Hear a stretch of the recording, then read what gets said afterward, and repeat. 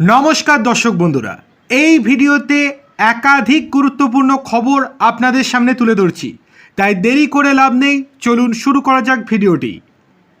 1 নম্বর, মোটের ওপর প্রথম দফার ভোট শান্তিপূর্ণ হলেও দফায় দফায় অশান্ত হয়েছে বীরভূমের লাভপুরের বিজেপি প্রার্থী দেবাশিস ওঝার ওপর দফায় দফায় হামলা, তার গাড়ি ভাঙচুরের অভিযোগ ওঠে। তার নির্বাচনী এজেন্টের মাথা ফাটিয়ে দেওয়ারও অভিযোগ ওঠে। ঘটনাকে কেন্দ্র করে সাঁইথিয়া থানার ভ্রমরকোল গ্রামে কার্যত রণক্ষেত্রের চেহারা নেয়। এবার সেই অশান্তির জল গড়ালো কলকাতা হাইকোর্টে। এনআইএ তদন্ত চেয়ে দায়ের হলো জনস্বার্থ মামলা। প্রথম দফা ভোট মিটতেই লাভপুরের অশান্তির ঘটনার রেস জারি। বিজেপি প্রার্থীর ওপর হামলার ঘটনায় এবার হাইকোর্টের মহামান্য প্রধান বিচারপতির ডিভিশন বেঞ্চে জনস্বার্থ মামলা দায়ের করা হয়েছে। গোটা ঘটনার তদন্তে এনআইএ হস্তক্ষেপের দাবি করা হয়েছে মামলায়।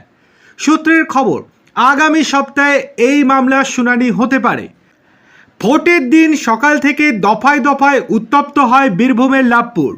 বিজেপির অভিযোগ, ভোটের দিন সকালে বুথে পৌঁছাতেই লাভপুরের বিজেপি প্রার্থী দেবাশিস ওঝাকে ঘিরে মারধর করা হয়। তার গাড়িতেও ভাঙচুর চালানো হয়। জামা ছিঁড়ে যায় ওই প্রার্থীর। তৃণমূলের বিরুদ্ধে হামলার অভিযোগ তোলে বিজেপি। তাদের দাবি, পরিকল্পিতভাবেই প্রার্থীকে লক্ষ্য করে এই হামলা চালানো হয়। বিজেপির বোলপুর সাংগঠনিক জেলার সাধারণ সম্পাদক তথা লাভপুরের বিজেপি প্রার্থীর নির্বাচনী এজেন্ট বিশ্বজিৎ মণ্ডলের মাথাও ফাটানোর অভিযোগ ওঠে। চলে আসছি 2 নম্বর গুরুত্বপূর্ণ খবরে। আম আদমি পার্টি ছাড়লেন সাংসদ রাঘব চাড্ডা, অশোক মিত্তল এবং সন্দীপ পাঠক। তারা যোগ দিলেন বিজেপিতে, যা রাজ্যসভায় আম আদমি পার্টির জন্য নিঃসন্দেহে একটি বড় ধাক্কা ইন্ডি জোটের ক্ষেত্রেও। প্রসঙ্গত, গত কয়েকদিন ধরেই টানাপোড়েন চলছিল। নিজের দলের বিরুদ্ধে ভিডিও করে ক্ষোভ উগড়ে দিয়েছিলেন রাঘববাবু। এবার আপ ছেড়ে বিজেপিতে যোগ দিলেন তিনি।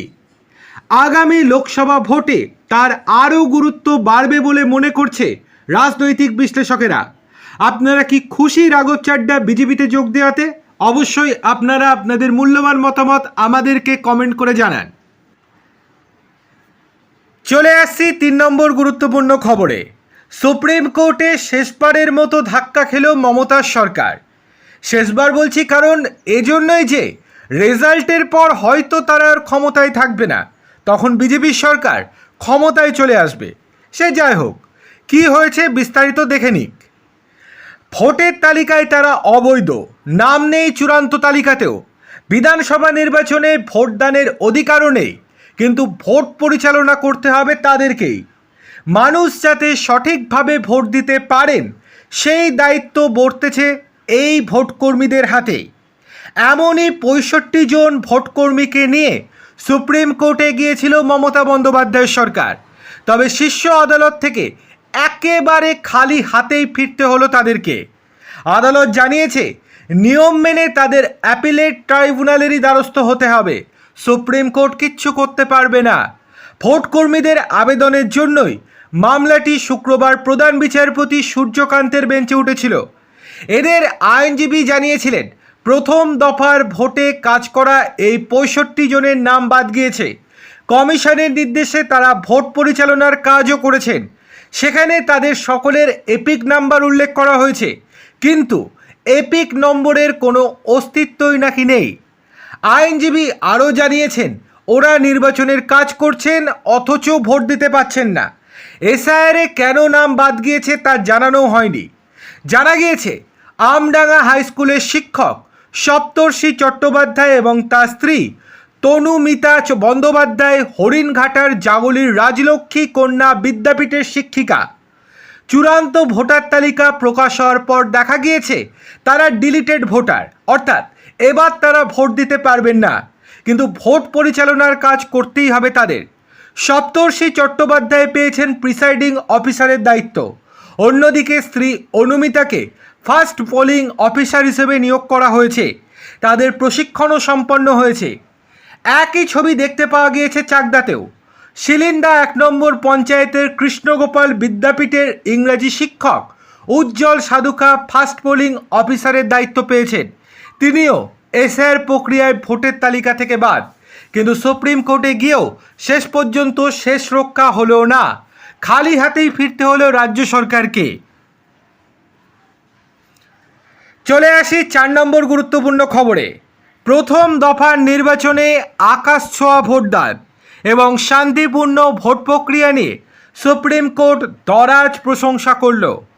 শুক্রবার দেশের মহামান্য প্রধান বিচারপতি সূর্যকান্ত এবং বিচারপতি জয়মাল্য বাগচির বেঞ্চে রাজ্যের ভোটের নানা দিক নিয়ে আলোচনা হয়। সেই সঙ্গে মালদার মোথাবাড়িতে বিচারকদের ঘেরাও করার ঘটনায় এনআইএকে চার্জশিট দাখিলের অনুমতিও দিয়েছে সুপ্রিম কোর্ট। বৃহস্পতিবার পশ্চিমবঙ্গের প্রথম দফার ভোট পর্ব মিটে গিয়েছে। 152টি আসনে শান্তিপূর্ণভাবে ভোট গ্রহণ হওয়ায় সন্তুষ্টি প্রকাশ করেছে সুপ্রিম কোর্ট। হ্যাঁ, এবার আপনারা বলতে পারেন যে একেবারে শান্তিপূর্ণ তো হয়নি, অনেক জায়গায় তো অশান্তি হয়েছে, যেমন শুভেন্দুবাবুকে মারধর করা হয়েছে। এছাড়াও একটু আগে বীরভূমের লাভপুরের ঘটনার কথাও আপনাদেরকে জানিয়েছি, আপনারা সেই কথা বলতেও পারেন, কিন্তু মোটের ওপর শান্তিপূর্ণই হয়েছে।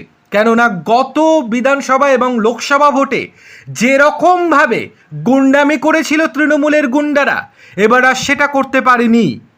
সলিসিটর জেনারেল তুষার মেহতা আদালতে জানান, এই বছর ভোটদানের হার 92%, যা ঐতিহাসিক। পরিযায়ী শ্রমিকরা যে রাজ্যে ফিরে ভোট দিয়েছেন তাও উঠে এসেছে আলোচনায়। ভোটের এই বিপুল হার দেখে মহামান্য প্রধান বিচারপতি সূর্যকান্ত আবেগঘন সুরে বলেন, একজন ভারতীয় নাগরিক হিসেবে এই ভোটদানের হার দেখে আমি খুবই খুশি। মানুষ যখন নিজের ভোটাধিকার প্রয়োগ করেন তখন গণতান্ত্রিক ব্যবস্থাকে আরও শক্তিশালী করে তোলেন। বিচারপতি বাগচিও সহমত পোষণ করেন। হিংসার ঘটনার অনুপস্থিতিতে স্বস্তি প্রকাশ করে তিনি বলেন, রাজায় রাজায় যুদ্ধ হয়, উলু খাগড়ার প্রাণ যায়। তবে প্রথম দফায় কোনো বড় ধরনের অশান্তি না হওয়ায় দুই বিচারপতি সন্তোষ প্রকাশ করেছেন। শুনানির মাঝে কিছুটা হালকা মেজাজের সাক্ষী থাকল সুপ্রিম কোর্ট। কল্যাণ বন্দ্যোপাধ্যায় নির্বাচন কমিশনের আইনজীবী অর্থাৎ তুষার মেহতাকে আগামী 4 মে অর্থাৎ ভোট গণনার দিন নৈশভোজের আমন্ত্রণ জানিয়েছেন। কল্যাণ বলেন, 4 মে নৈশভোজের আমন্ত্রণ জানাচ্ছি। এ কথা শুনে বিচারপতি জয়মাল্য বাগচি রসিকতা করে বলেন, উনি যদি আগে কলকাতায় আসতেন তাহলে সেই দায়িত্ব আমারই থাকতো। যাই হোক, চলে আসি 5 নম্বর খবরে।